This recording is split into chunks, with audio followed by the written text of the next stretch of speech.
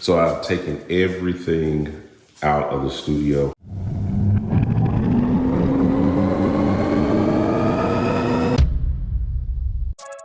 What up with you guys? You know who it is. It's your boy, John Mike, AKA Juan Miguel. You know, I like saying that. I know I've been absentee on the channel for quite a while with videos, but that's because over the course of the last 6 months of my life, I have been rebuilding my studio from scratch down here in my basement. So today I'm going to kind of cover the entire build and how we kind of like built everything out from my podcast studio to my control room to the live room, the living room, all of that stuff like that. We're going to talk about it today and let's get into it.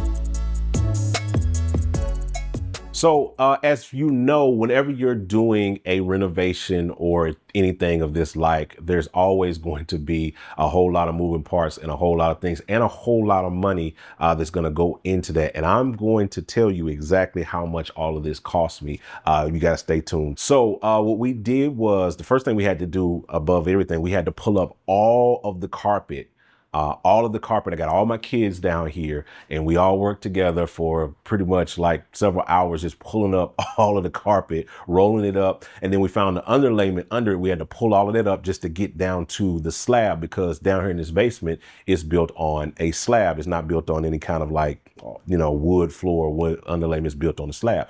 So with that, there was a ton of like sticky residue that was there left behind on the underlayment that I had to literally get down and scrape with a paint scraper to get it all up. But once we got all of that up, then we were able to prep the floors to be able to be ready for the underlayment and everything that was going to go on that. So let's get to the specifics of everything. When it comes to the floors, that's what I want to start with first. I went to a place called Floor and Decor, and we picked up this nice kind of pine wood looking floors that kind of matches the design that I already had in my control room.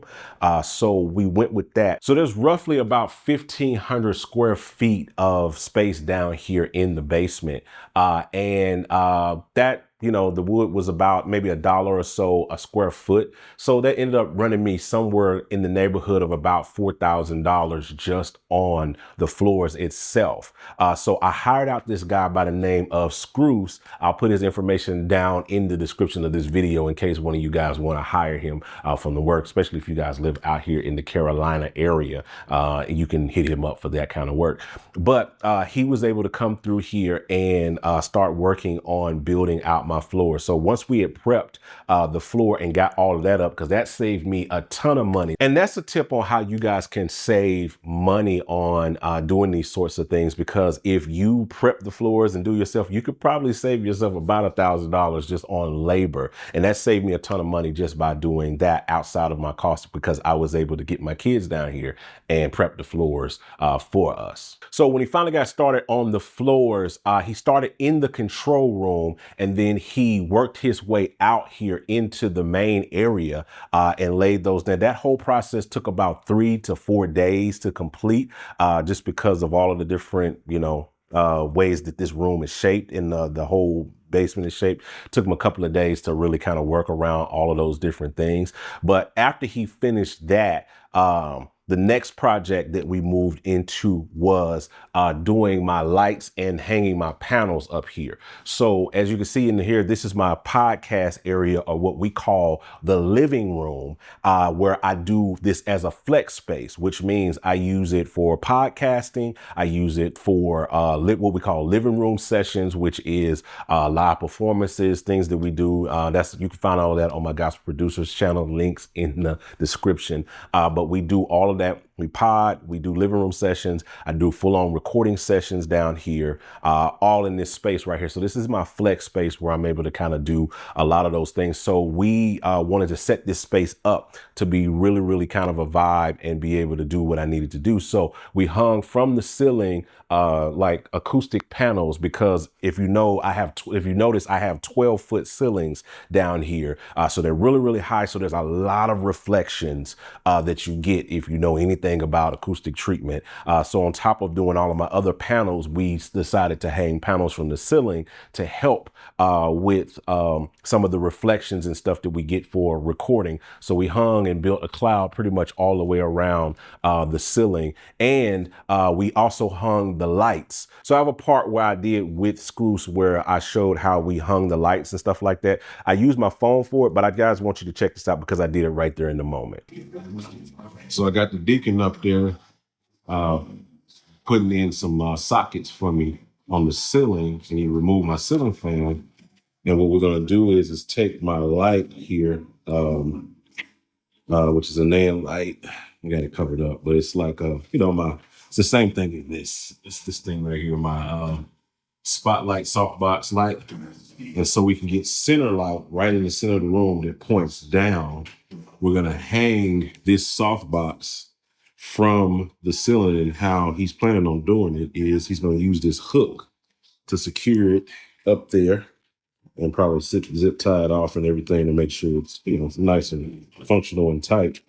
But that's going to be the vibe. It's going to allow me to get like center light. And then we'll try, since we got power up there, because he's putting, was it 6? You said 6?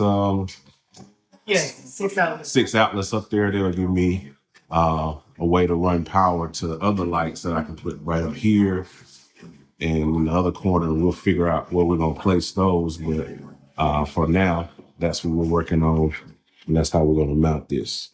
So that helps by having this light up here in the center and then having my power so I can have it to mount my camera and top down stuff like that for top down shots, and being able to that gives me more round light and top light and really lights up this space for when we're doing podcasting. But we also have mounted other lights in all of the corners in this particular section. Like in this corner, I have like just a regular Amazon light that you get that I've had for years. But in the top and on the corners, I used my bigger lights and stuff for that. And then also to accent colors, I put some very generic kind of GVM color-based lights up in the corner just to kind of cover that. And that's pretty much the lighting in this space. And it gives a vibe when we're doing podcasting and living room sessions and all of those things like that.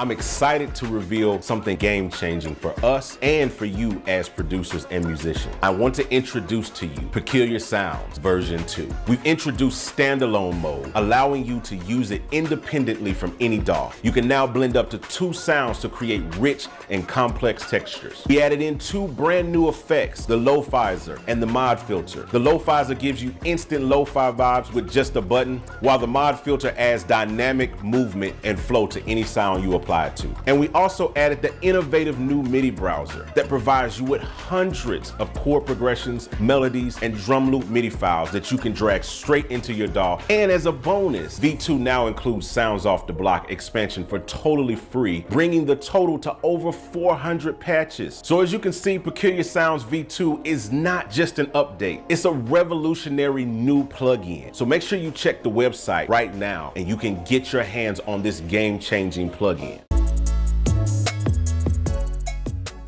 So next, I want to talk about this beautiful wall design that we have here. It is kind of like my centerpiece of my piece de la resistance when it comes, probably not how you say that, right? But my piece, accent piece for this, my accent wall that we built for this particular space to kind of give it some more vibe and make it, really, really dope when it comes to content stuff and things like that. So we did that. And so Scruse, when he was building this out, he's just a master at like all of these type things and these designs and stuff like that. Like he did my design in my control room that I showed you guys in another video. But he did that design in there. And so I wanted him to do something special with this particular wall. So I asked him to kind of come up with a design, and this is what he came up with. It's really, really dope design, as you can see. And it took him about 2 days or so to just kind of, solidify it and finish it. And we got it, and I'm really, really pleased with the results, and it looks really, really good on video. Now, I'm gonna do a full studio tour soon where I really go through all of this, but I'm also gonna do individual videos where I talk about this podcast setup and all the equipment and all of the other studio pieces like my drums and, you know, all of this stuff over here. I'm going to talk about those in separate videos. In this video, I just wanted to focus on the build itself. So that's what we're going to be talking about. So moving on to the next section, I want to talk about the control room and how the work that we did in here.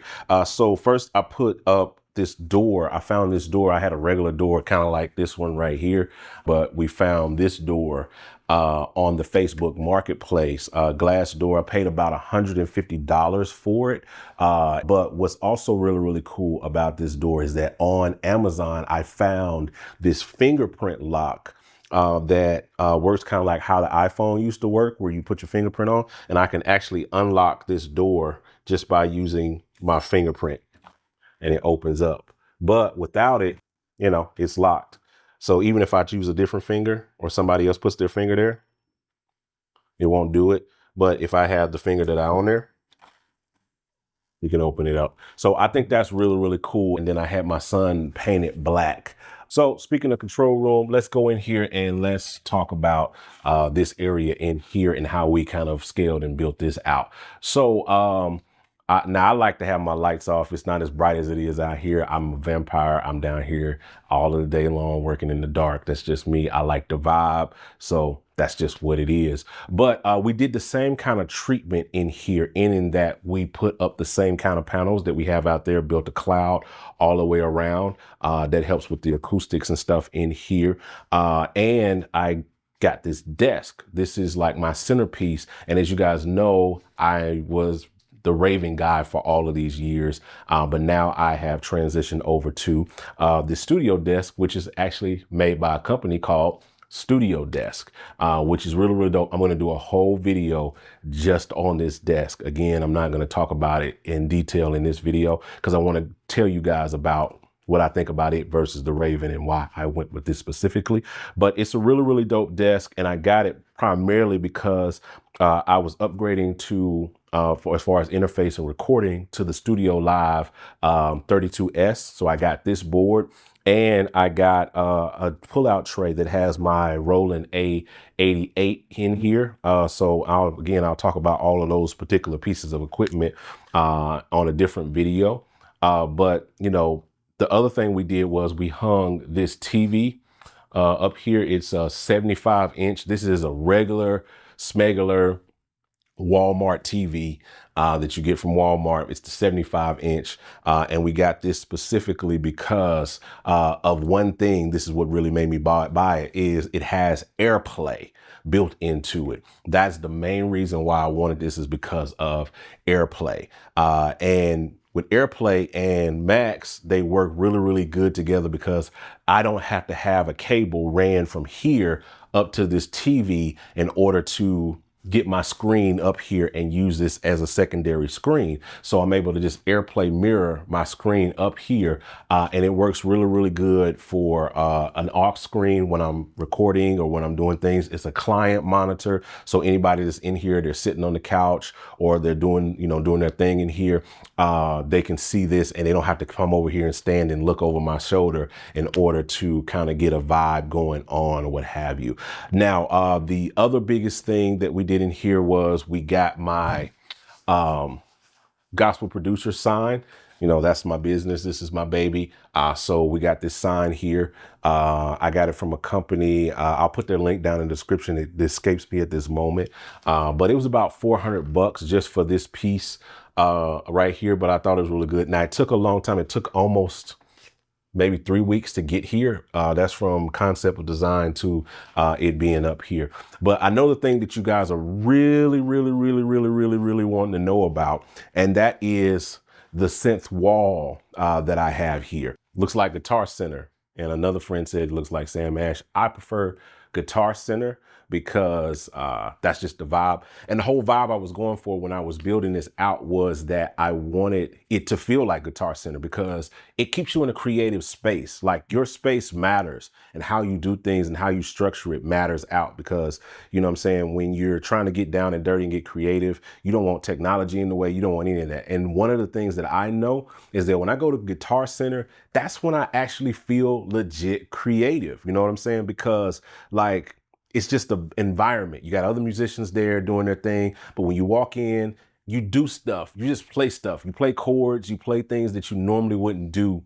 You know what I'm saying, at home when you're in Guitar Center. So I wanted to create that same environment, that same feel here. So in order to do this, I had to get a couple of key components. One being the Slat Wall. You can get these on Amazon. I think I paid somewhere around $150 for the set. It was like two 2x4 panels basically. And then I got my man Scruse to like nail them into the wall, make sure they're in the studs because equipment is heavy and this is thousands upon thousands of dollars of equipment that you don't want to fall off the wall. So make sure you get it in the stud. So the other thing I did was I ordered these little slat stands that like mount into the slats on the wall. I actually went to Guitar Center and I looked behind where the keyboards were to kind of see, you know what I'm saying, like how they were doing it. Then I went back and found it on Amazon and ordered it. These were about $40 a piece in order to do this or what have you. So as you can see on my synth wall, I have a couple of very key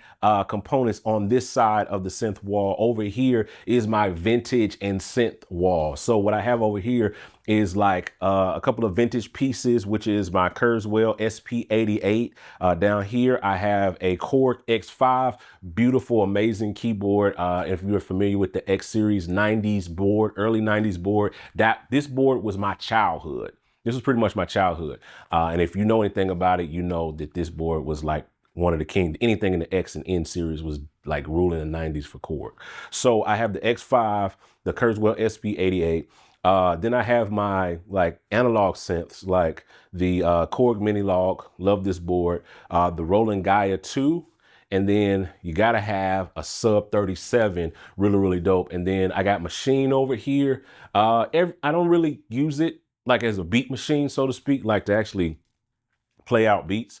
But what I actually am using it for is a controller for Logic. So if I'm standing over here and I need to do anything, because I'm normally routing all of my, you know, boards and everything through Logic, I can actually control Logic from here because it links up and I can actually start, stop, record, all of that from here. And I can control the volumes on everything on my tracks and stuff. So it's just literally a controller for me to be able to do that. And it serves the purpose to getting MIDI to trigger the vintage stuff like this SP88 and this X5. They don't have USB ports on it. So I cannot trigger it, you know, trigger MIDI on it or, you know, play MIDI on it without traditional MIDI. It doesn't have USB ports on it. But these other ones, the Sub Fatty, the Mini Log, and the Gaia, they all have USB ports. So they actually return MIDI and all of that in and out back through the actual ports, the USB ports, so I don't have to do that. So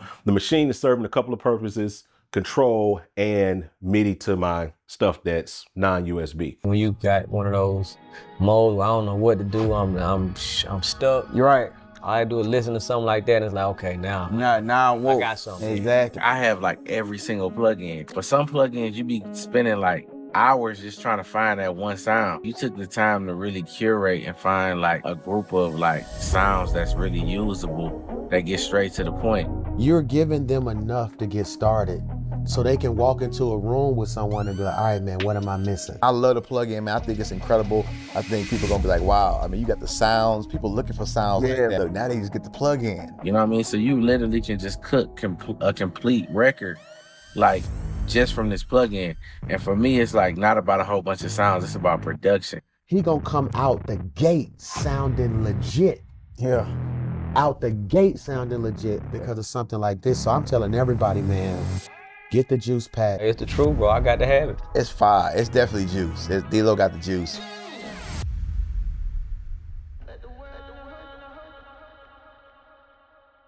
So over here, I got my flagship boards on this side, my Korg Nautilus, my Akai MPC Key 61, and the newest edition, the new kid on the block, the Nord Electro 6D. All right, so these are kind of like my workstations, you know how those go. They got the sequencers, all that stuff. Even though I don't really use the sequencers, I'm gonna get into how I actually have all of this routed and set up inside of the DAW to be able to use all of the features.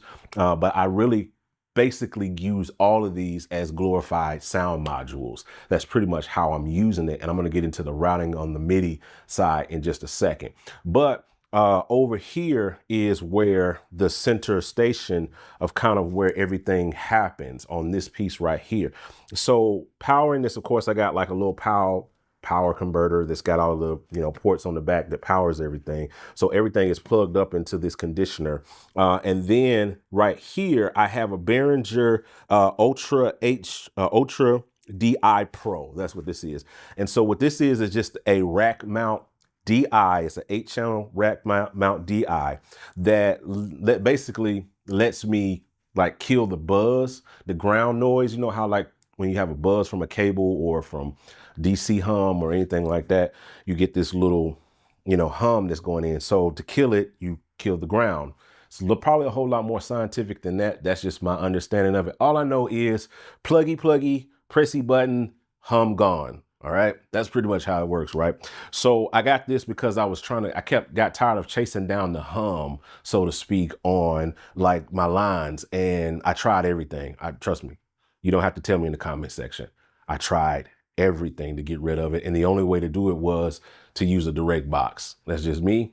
I researched and tried everything. Direct box was what it was that fixed the problem. So that left me the problem. Do I get 8 direct boxes?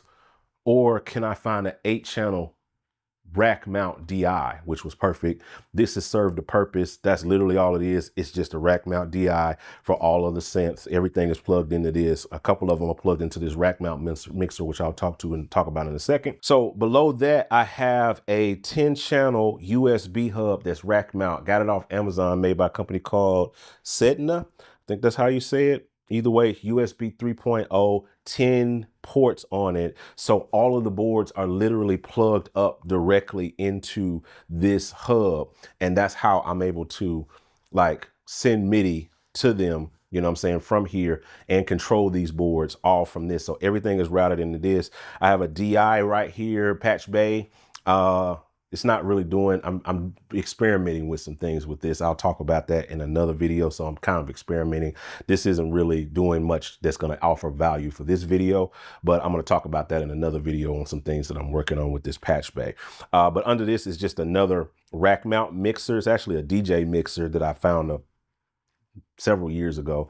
Picked it up and I just used it, and it's rack mount, has like 4 channels. So everything in here is RCA, so I'm able to run straight off the headphone jack on these synths, specifically the Kurzweil, the X5, and I believe one of these other, I think the mini log is running through here. So I have 3 synths running through there or what have you. You see the meters jumping on that. So they're running through there. And that's how I'm getting that. And then that's returning back to a channel over here on my mix board, on my Studio Live or what have you.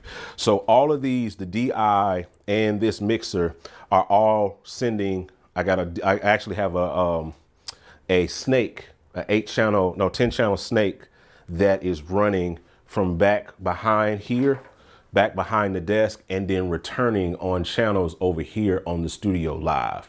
So that is how I'm getting my audio into the computer. So everything is routed, everything is hot. So all of that is hot. Everything,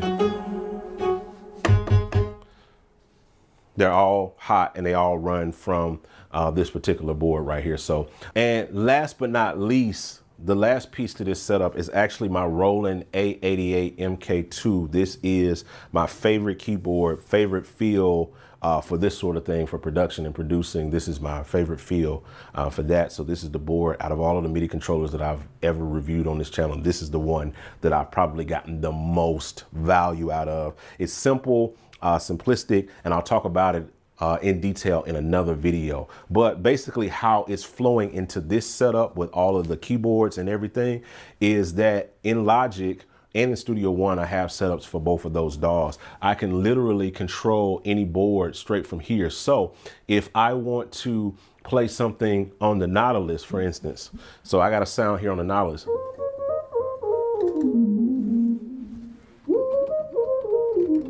It's the same sound right there, right? So, but with this board, I can also change sounds literally.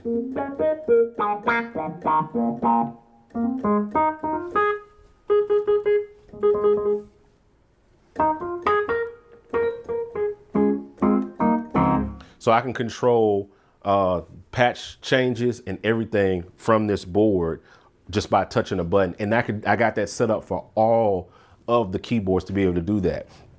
So the same, even if I want to play the Akai, I can easily pull that board up. Literally can play that, or the Nord, you know what I'm saying? Like I got the Nord set up here.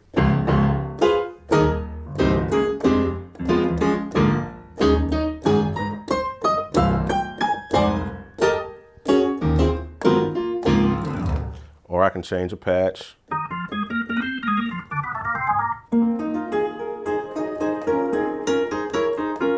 So I can easily go from sound to sound directly from this board, same with any of them. So if I want to pull something on the move back there,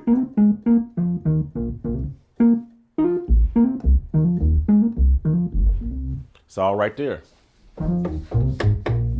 I can instantly, at a click, I can literally just pull up and start playing the Sub 37 or the Gaia.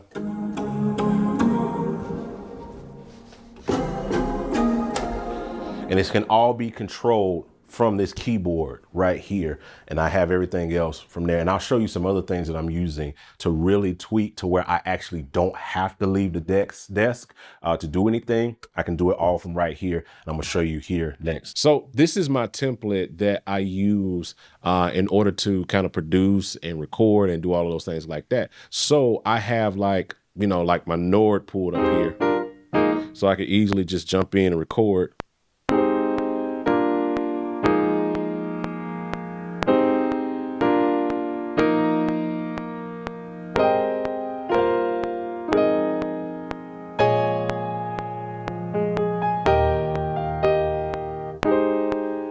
Just like that, got the Nord piano in there. You know what I'm saying? Can go up here and grab like peculiar sounds or whatever.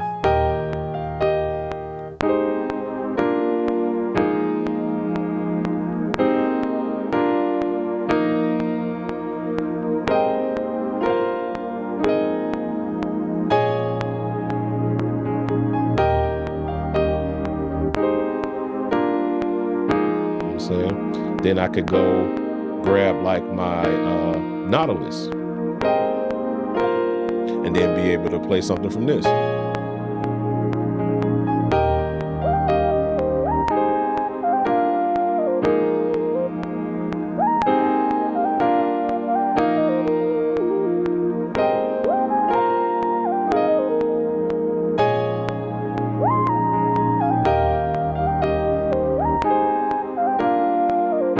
Saying, can go up here and grab like loop elements. You know what I'm saying? If y'all don't know what loop elements is, this is loop elements. Link is in the description.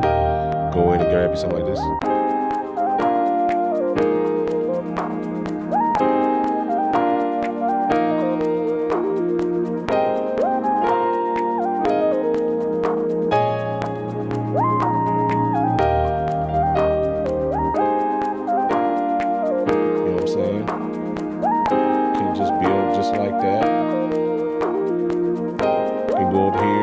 Sub 37.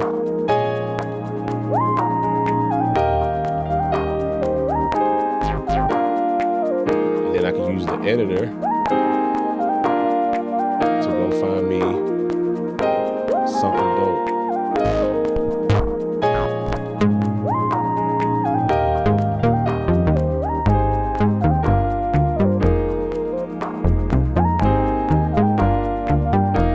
So I can record that.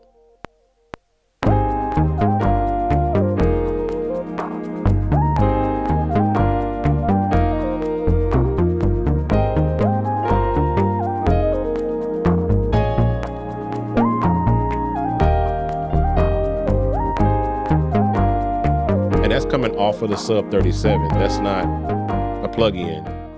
I'm excited to reveal something game-changing for us and for you as producers and musicians. I want to introduce to you Peculiar Sounds version 2. We've introduced standalone mode, allowing you to use it independently from any DAW. You can now blend up to 2 sounds to create rich and complex textures. We added in 2 brand new effects, the Lo-Fizer and the Mod Filter. The Lo-Fizer gives you instant lo-fi vibes with just a button, while the Mod Filter adds dynamic movement and flow to any sound you apply it to. And we also added the innovative new MIDI browser that provides you with hundreds of chord progressions, melodies, and drum loop MIDI files that you can drag straight into your DAW. And as a bonus, V2 now includes Sounds Off the Block expansion for totally free, bringing the total to over 400 patches. So as you can see, Peculiar Sounds V2 is not just an update, it's a revolutionary new plugin. So make sure you check the website right now and you can get your hands on this game-changing plugin. So I could keep building on that all day, but I wanted to kind of show you guys, you know, real down and dirty how I can get in and record and produce and create something without doing, you know, a whole lot of, you know, fuss and muss, just showing you how it works. So speaking of showing you how it works, let me show you guys how everything is set up here. So in here, I can literally, of course, like I showed before, I could click on any of these and be able to play them just like I would that. So it's as simple as just creating an external MIDI track, choosing whatever device that you have set up. So if I wanted to, and I've already got this set up, but if I wanted to set up, you know, something with the mini log, I would literally just choose the mini log all and just hit create. Now I have a instrument track that controls my mini log. Now you may have heard that coming from my speakers, but so it's not coming from the audio, right? So then I would create a audio track, just a regular smegular audio track. And then it's coming in on channel 2. So I just do channel 2, create. And then if I hit this in conjunction with that, now you hear that coming into Logic, right? And then I would just, what I do is I just take these 2 things and then I just create a track stack, you know, and it's a summing stack just because. And then I'd call this mini log. It's not how you spell it, but whatever. And so now when I click on this, now the mini log is coming out. Now I think I've already got the mini log set up in here, but that's pretty much the gist of how you can set that up and make that work. So that's pretty much it. Now, the biggest benefit that I have is controlling it. And you may have saw me do this. I pulled up when I was here on the Sub 37, they actually have a plugin that controls the Sub 37. So I can literally control and create all from here. So I can choose like any bass sound. Like I can just like isolate it down to bass. And then like there's one I love called Touch Bass. Right. And then I could take this and I can really mess with the filter. And this is all controlling my hardware over there. I don't have to get up and actually go over there. I can mess around with the oscillators. I can take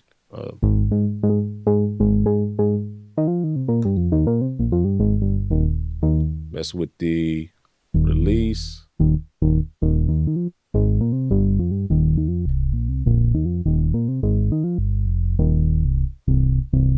Then add some drive to it.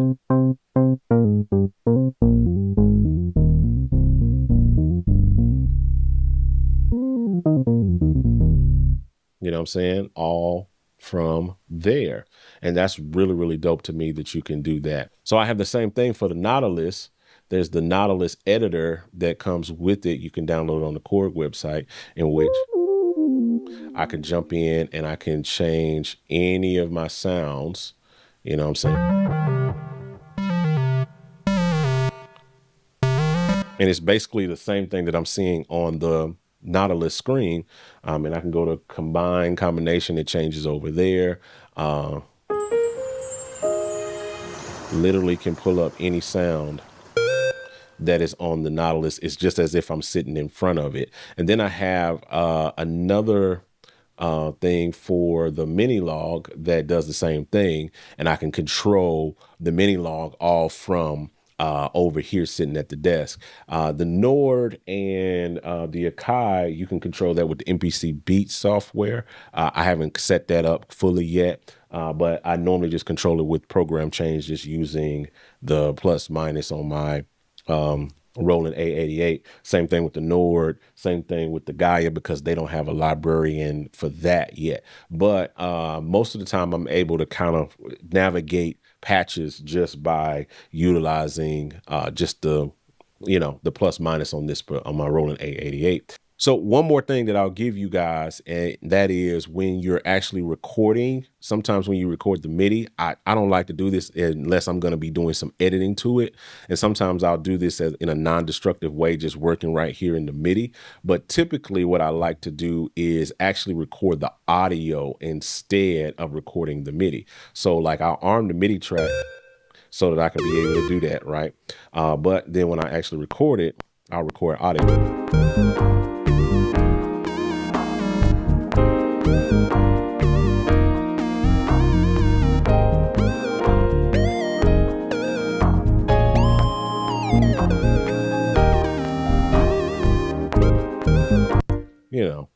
Whatever the case may be. And so now I have that audio there, and then when I export it, or if I need to stem it out or whatever the case may be, I've got that there, and especially if I need to change sounds. So it allows me to be a little bit more fluid. So if I'm using multiple sounds from, say, the Nautilus, then I could easily just duplicate this audio track. You see what I'm saying? And now I got another track for the Nautilus that I can record on, you know what I'm saying? And I can pull up another sound, and it's all staying with under that track stack, if that makes sense. So I could have 10 tracks of sounds that are coming off of the Nautilus right into this particular thing, and they'll all be on the Nautilus audio when I get ready to go mix or do whatever the case may be. But I don't typically record the MIDI. That's just, I did this for the video because I was just getting down and dirty. But typically when I record, I more often than not record the audio, unless it's just something where I know I'm going to need to like really get in and edit the MIDI. All right. Today, I want to introduce to you Loop Elements Pro. This represents a very innovative new way of using loops. And guess what? It's standalone, not only as a plugin, but it's also standalone outside of the DAW, which means you can now use loop elements in your live performance. This isn't just a plugin. It's the ultimate tool for creatives and producers. Whether you're layering loops, creating click track, creating beats, building arrangements, soundscapes, Loop Elements Pro gives you the power to create without limits. Loop Elements Pro is now available. Go get it now. I'm going to be showing you inside my podcast setup and talking about all of the nerdy, geeky things that we got going on in here. All right. So let's jump straight into it. As you can tell, the first really dope thing you want about a podcast is to have a really nice aesthetic. So I went with all white, kind of white furniture for the purity, for all of that. Plus, white just looks good on camera, especially when it's contrasted against black walls and all of those things like that. It's just a really good look that I kind of favorite. I've seen it on a few other pods and a few other things, so I thought that would be a good kind of contrast for that. All right. So we got that look, and then also some of the other accents, the accent wall, as you can see, which is really dope. That was designed by my man Scruse. He is my extraordinaire designer. He's done like, tons of the work here in my studio over the years, all of my retrofitting and all of that stuff like that. He's done all of that. So he did this whole super dope design. It kind of reminds me of Donkey Kong, if you guys remember that. You remember Donkey Kong and the ladders and all of that stuff like that from back in the day, that kind of vibe. That's what we kind of pulled a little bit of influence from, so to speak. So the other thing that really kind of makes this whole thing pop is some of the set pieces, as I call them. So these are things like your little plants back here, like little plants. And then like we got this little bitty light bulb here. I found this at IKEA. It's like maybe 15, 16 bucks, little things like that. But also behind it, you have the piano, you know what I mean? Little piano thing that I created. I did that. I have a video on my YouTube channel that talks about that, but it's like our little piece right there that I created. It was like a 110-year-old piano that we were able to kind of gut and make it into a studio space. We actually do work there. So it's a functional space. It's not just for aesthetics, but it functions as a really good aesthetic. And one of the things that I love to do with this is to do stuff like put the plugins and things that I designed on the screen. So I'll alternate this out with different plugins and different things that I create. It's just a subtle way of branding that you'll see and that you can use on when you're doing that, because that podcast. So people are there, you got their attention for an hour or so. You want to kind of put stuff on the screen that kind of subliminally markets to them, so to speak. I got this concept and this idea from you know, people like Shannon Sharp, if you think of like Club Shay Shay, you know, one of the things he does his podcast and he has interesting guests, but one of the things he's trying to sell is his brand of liquor that he creates. You know what I'm saying? So they take a drink, they drink throughout the podcast. He has it out on the table. It's subtle branding. So I borrowed that concept from them and I put like plugins and I put different products and stuff on the back of the computer. It's just a subtle way of marketing, and feel free to take that tip and use it. All right. So again, that's one of the things. And then the other thing is we have this TV back here, which is just a regular smuggler TCL brand TV that you get from Walmart that I'm able to AirPlay using my iPad.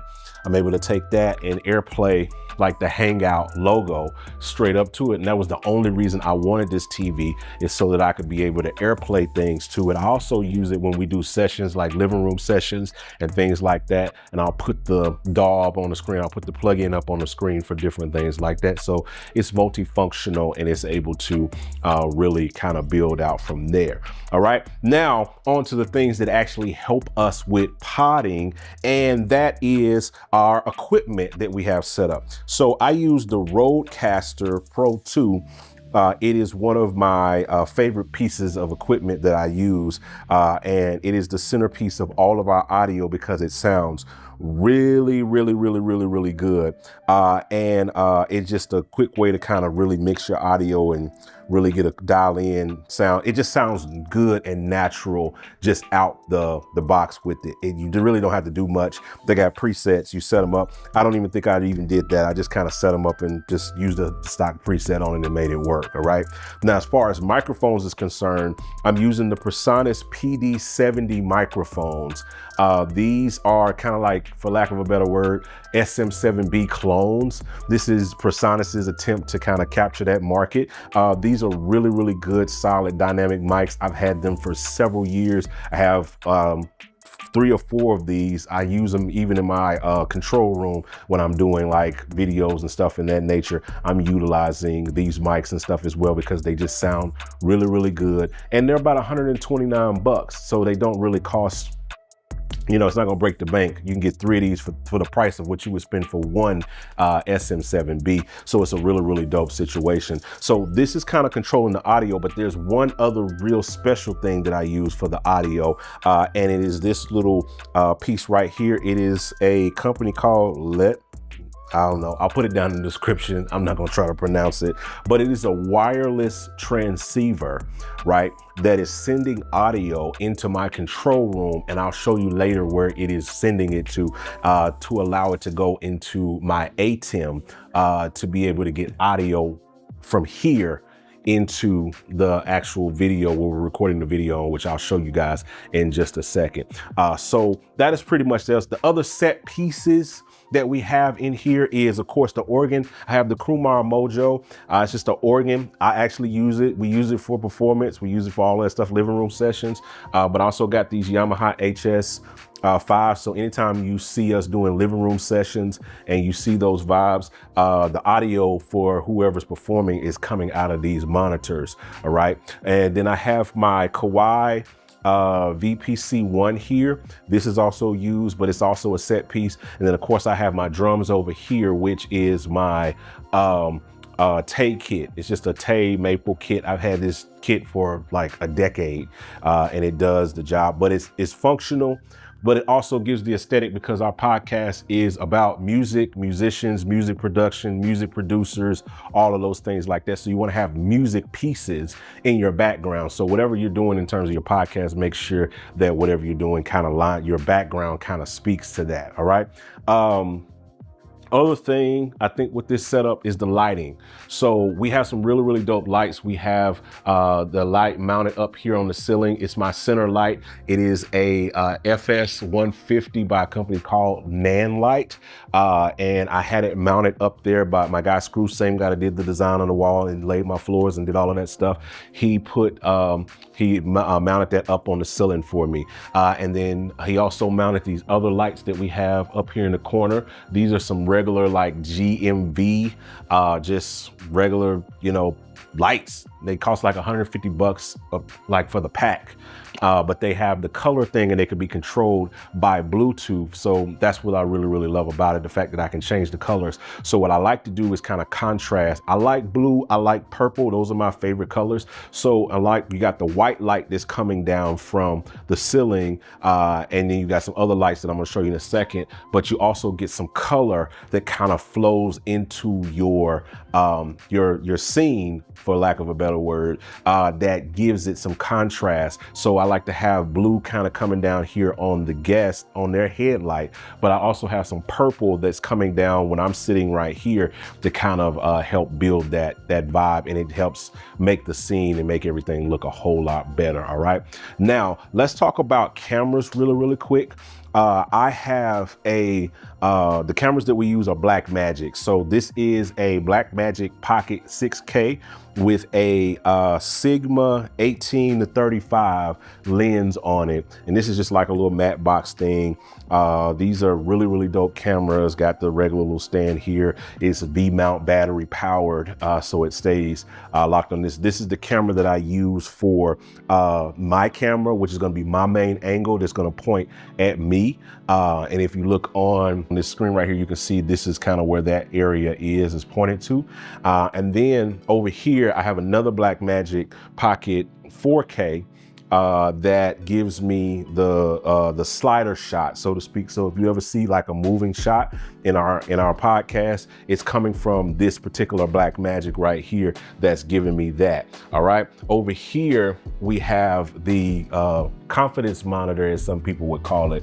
But this is basically what we look at when we're sitting in here and we're doing our thing. I can look at this particular screen and I can see all of my angles, make sure we're in focus, all of those things like that. But it's also just a quick feed of what's coming out of the control room, and I'll show you how we're feeding that in right there.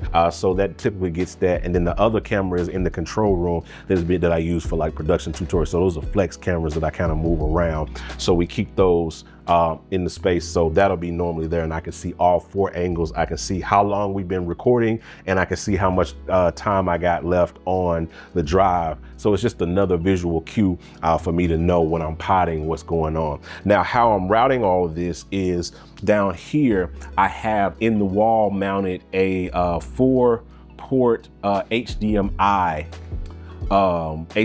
cable management thing or what have you. So what this is doing is piping HDMI over into my control room that is going into my Atem, and then we can get the video recorded from there. So let me take you guys over into the control rooms. Man, you know what's crazy?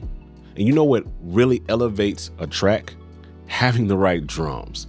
And speaking of drums, if you haven't checked out Yash's Drum Warehouse yet, you're seriously missing out. We connected with John Yash a 7-time Grammy Award winner, and we packed over 600 plus multi-sample sounds that work with any DAW and are perfectly formatted for Trick or Two. We're talking tons of snares, kicks, toms, and so much more. You name it, it's in this sample pack. So whether you're on Logic, Ableton, Pro Tools, Cubase, Bitwig, whatever you got, it's all here. It's ready to take your production to the next level. Seriously, go grab it right now, gospelproducers.com. All right, back to the show. And let me show you guys like the whole setup of how the master place where everything kind of goes on. So over here is my setup where we have this, and over here I have the Atem Pro Mini ISO. This is a video switcher by Blackmagic. We're all Blackmagic here, and what it does is let me kind of switch through my angles. It's a 4 video switcher. You plug them in, and all of the what I showed you outside is running out of here into the back of this from the wall, and so this allows me to kind of multi-record all of these cameras. So think of it, if you don't know what a this is, think of it as an audio interface, but for video. It multi-tracks video. All right, that's the simplest way to do it.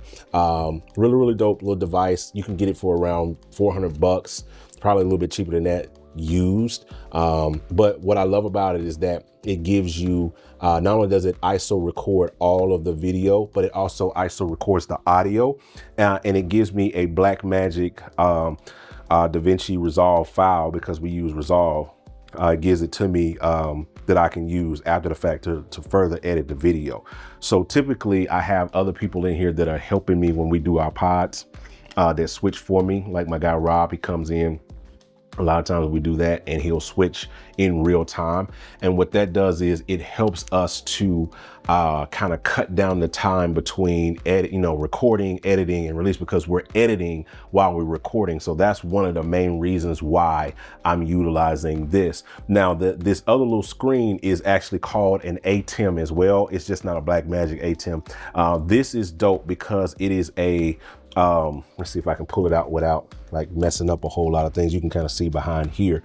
It has 4 ports on the inside of it, and 4 ins and 4 outs. So it's almost like a router, like a splitter, so to speak. So I use this pretty heavy because this is what's going out to that screen out there in the live room, so I can kind of see what's on the monitor. So this is feeding me an output straight to that TV out there. And I also have another output that's going to my up here it's a Rode little Streamer X, just a little capture card that's going into my computer. So there are times where I actually need to record the computer, record from out there into the computer. It just gives me another place where I can record at if I need to. It's worked out for, or even streaming. Like if we stream, then I need to pipe what's coming from the Atem into my computer. So when we're live and doing things like that, I can do it that way, and it just helps me just, kind of rock and roll with that. Now, I talked about another piece with the audio, and if you come over here, I'll show you this right here. Here's the other little piece of that Letico, whatever that is. It's here. That's the receiver for that particular the transmitter out there. So I'm sending audio from the Rodecaster, which we do record our audio on the Rodecaster directly, but this is just the main way we get our audio. That's the audio that's recorded on the Rodecaster is for redundancy. I rarely ever use that. The SD card is in there and we record on it, but I rarely ever pull that SD card out to use it unless something crazy happened with the audio, which rarely doesn't, because this has been pretty reliable. And we're sending audio into the back of my mixer, right?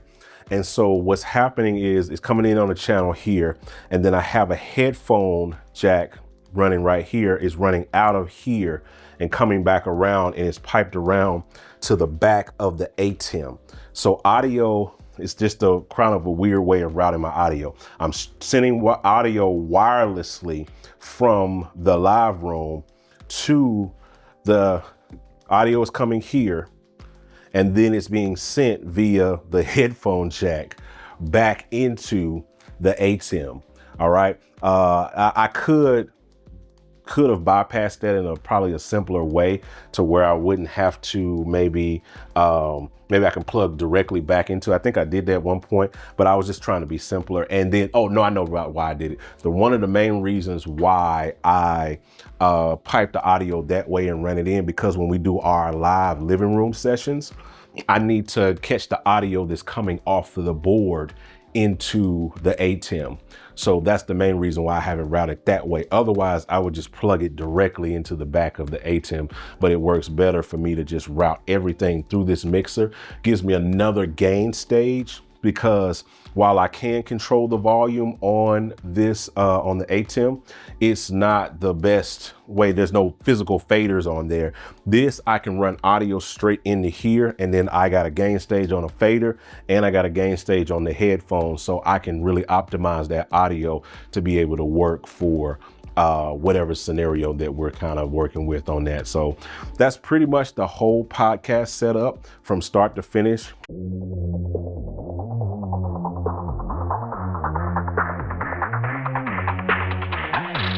GospelProducers.com.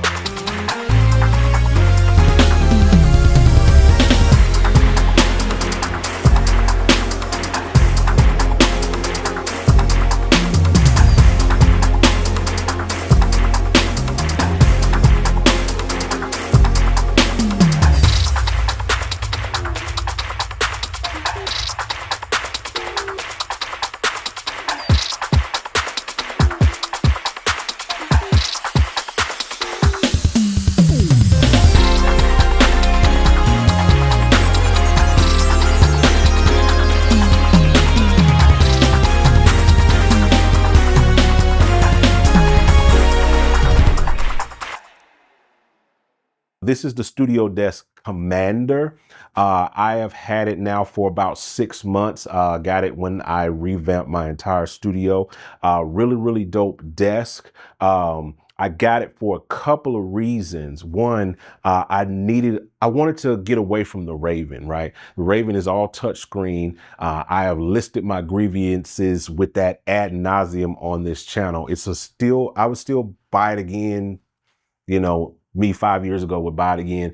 Me 5 years later, not so much, because there's just a lot of things that I just couldn't get over and get past with that particular desk. I won't air those grievances right here. You can go check my video that I've done on that. I've done a couple of them, but you can check the recent one that I did on it somewhere up in the cards, and that'll help you, and down in the description of the video, that'll help you kind of get my idea. But back to the Commander, there's a reason why I got this desk, and it's mainly number one, because it gives me way more desk space than the Raven ever offered me. And I wanted to kind of get something a little bit different and a little bit more expansive. And plus, I was upgrading my in and out. I wanted to go to a mixer type flow versus a just regular interface. Like, I explored the Apollos, I looked at all of the other options, but there wasn't too many options that would give me what I really needed for my specific studio. And the Studio Live 32S kind of gave me, it checked all of the boxes as far as having enough in and out,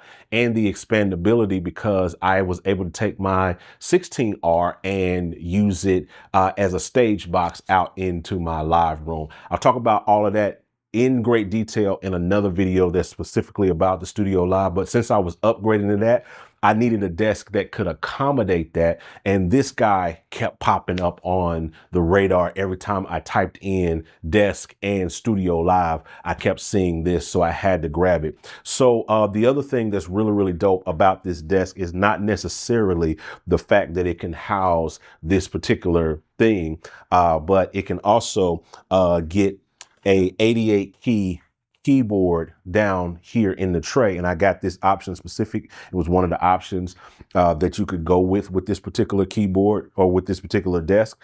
So it's really dope. What I like about it is that it can accommodate this particular keyboard. And it feels like this one was made for it. This is the Roland A88.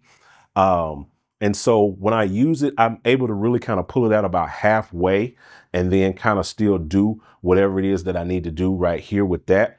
But it has this option that when you slide it all the way out, it locks into place. So it's not going anywhere. It won't push in. I hit this button right here and it lets it slide in. So I can slide it out, clicks, hit this button right here, can slide in or what have you. Now, another really, really cool thing about this desk is kind of the lighting scheme. And you can see it a little bit better on the bottom down here when I pull it out. It has these little lights and it comes with this little remote right here that lets me kind of control it. And I can turn the colors to whatever color in the spectrum. There's, you know, brighter, duller, whatever the case may be. Then you can make it do like little effects and, you know, all the little things like that. I just keep it a static color, normally around blue, purple-ish, because I just think that's kind of like dope. It just kind of fits my aesthetic when I'm working. But that's really, really cool thing about the desk. And then the fact that it can house this whole thing and I still have all of this room over here and over here on this side. Like I have my machine MK3 over here that I have on this side to be able to do it. But some other really, really cool things about it is the rack space. So it came with 4U rack space. Now this comes into one of the cons that I have with this particular desk. For me, I was only able to use about 3 rack spaces on each side because here I got my Clark Technic LA, I mean, this is 1176. And then I was trying to put I had another warm audio compressor that I was trying to put in on top of it. And I could not get it to fit in there. I don't know why. Maybe I did something wrong in the assembly of it, but I could not get 2 full 2U rack units in here. So that forced me to kind of put it over on that side and all of that. But, you know, it can supposed to be able to fit 4, but I was only able to get like 3 in there, like 3 U's on there. So I got my power conditioner here and I got my compressor. And then over here on the other side, behind the micro. When you got one of those modes, I don't know what to do. I'm stuck. You're right. All I do is listen to something like that and it's like, okay, now Whoa. I got something. Exactly. I have like every single plugin. But some plugins you be spending like hours just trying to find that one sound. You took the time to really curate and find like a group of like sounds that's really usable, that get straight to the point. You're giving them enough to get started so they can walk into a room with someone and be like, all right, man, what am I missing? I love the plugin, man. I think it's incredible. I think people are gonna be like, wow. I mean, you got the sounds, people looking for sounds like that. Look, now they just get the plug-in. You know what I mean? So you literally can just cook a complete record, like just from this plugin. And for me, it's like not about a whole bunch of sounds, it's about production. He gonna come out the gate sounding legit. Yeah. Out the gate sounding legit because of something like this. So I'm telling everybody, man, get the juice pack. It's the truth, bro. I got to have it. It's fire. It's definitely juice. D-Lo got the juice.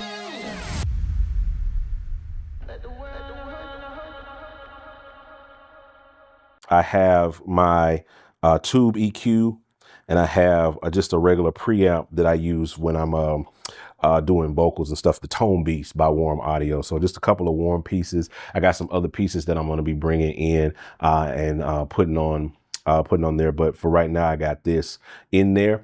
So that's really, really cool. You know, top shelf for me to be able to put my monitors and everything on and also be able to have my computer there, which is a Mac Studio, and I have the studio display right there with that.